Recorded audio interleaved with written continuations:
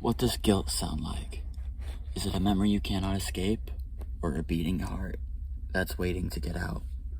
Oh wait, this is just my band. In the year 1843, Edgar Allen Poe created one of the most famous and notorious horror works known, The Telltale Heart. A story about murder, about obsession, and hearts. Yeah. But the scariest part of this story isn't the murder, or how the murder's taken place. It's what happens after it. Because the scariest thing is something that we all know very well. The human mind. Now, the story starts off with one of the most famous lines in horror literature. True, nervous, very dreadfully nervous. I had been, and I am. Right away, the narrator insists he isn't insane, which is kind of weird. When you usually start a conversation, you're not immediately defending your sanity.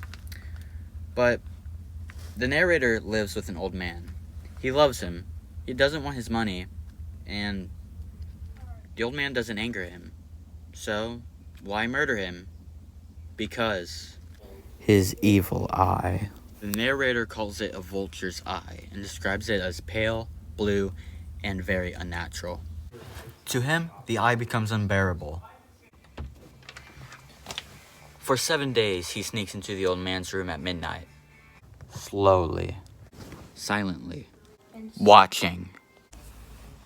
On the 8th night, however, everything changed. The old man awakes. Terrified, he listens into the darkness. Then the narrator hears something. A heartbeat.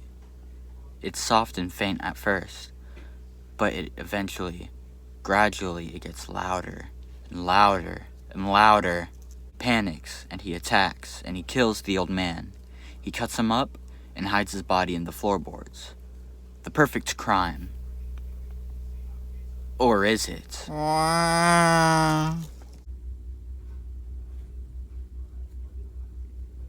One of Poe's greatest tricks is making the narrator tell the story. This creates what literature scholars call the unreliable narrator. An unreliable narrator cannot be trusted, and Poe makes this very clear. The narrator says his heightened senses prove his sanity, but that doesn't prove his sanity, that just proves delusion. And yet he treats obsession as logic, and that contradiction further moves the story. He's sane enough to plan a murder, but he isn't rational enough to know it's just an eye. Because madness in Poe isn't chaos, it's precision. Calculated insanity, and that sounds way more dangerous.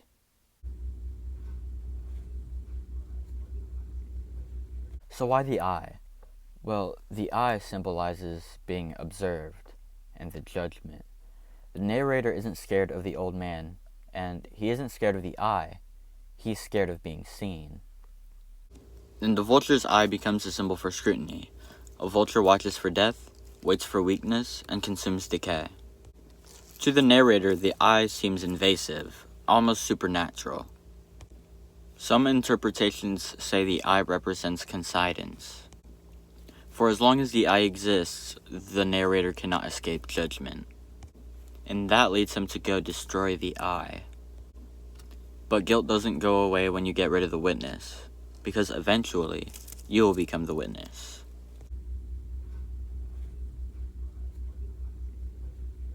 Now we come to one of the most famous parts of the story, the beating heart. A little while after the murder takes place, the police arrive because a neighbor called them and reported a scream. And here we see the narrator become really confident. He invites the officers inside, boasts about how he loves the old man, and he even places the chair that he sits in directly on top of where he hides the old man's body. And after a while, everything seems to be going normal. His demeanor's calm and expressed, But after a while, he starts to hear something.